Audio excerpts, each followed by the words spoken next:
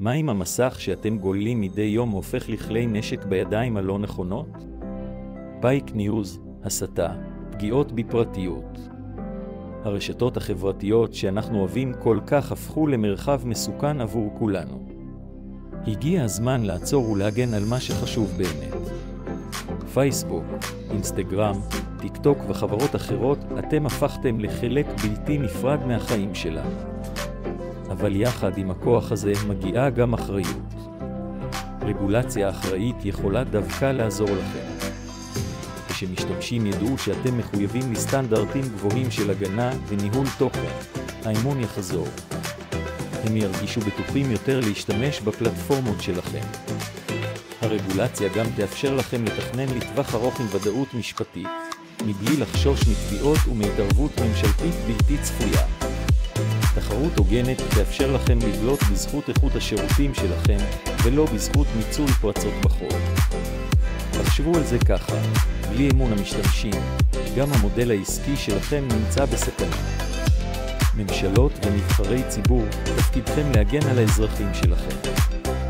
אבל האם אתם באמת עושים מספיק כדי להגן עליהם ברשת? הגיע הזמן לקדם רגולציה ברורה ואחראית. רשתות חברתיות הן כר פורה להסתה ואלימות. רגולציה תאפשר לכם לשמור על הסדר הציבורי ולהגן על חיי אדם.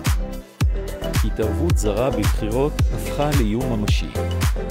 רגולציה תסייע למנוע מניפולציות ולשמור על הדמוקרטיה. בלי חקיקה מתאימה, ילדים ובני נוער ימשיכו להיות חשופים לבריונות, הטרדות ופגיעות רגשיות. רגולציה היא לא מגבלה, היא כלי שמבטיח סביבה בטוחה יותר לכולנו. ומה איתכם? משתמשי הרשתות החברתיות, אתם אולי חושבים שאתם מוגנים, אבל האמת רחוקה מכך. רגולציה יכולה להציל אתכם. פחות פייק ניוז, יותר מידע אמין. כך תוכלו לקבל החלטות מושכלות יותר ולסמוך על מה שאתם רואים. תכנים מסיתים ואלימים יחסמו בצורה טובה יותר, מה שיגביר את תחושת הביטחון שלכם. המידע האישי שלכם יישמר מוגן, ותדעו בדיוק מה נעשה בו. זו הרשת שלכם, תעזרו לשמור עליה בטוחה. מפרסמים ובעלי עסקים, גם אתם מרוויחים מהרגולציה.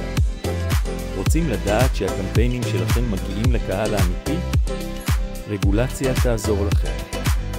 סביבה פרסומית נקייה מתכנים מזיקים תעלה את אמון הלקוחות ותשפר את הביצועים שלכם. נתוני המדידה יהיו מדויקים יותר, כך שתוכלו לקבל החלטות מושכלות ולמנוע הונאות. הרגולציה תספק ודאות עסקית ותאפשר לכם לתכנן את הפעילות שלכם בצורה בטוחה. לקוחות מאמינים למותגים ששומרים עליהם, רגולציה תעזור לכם לבנות אמון כזה.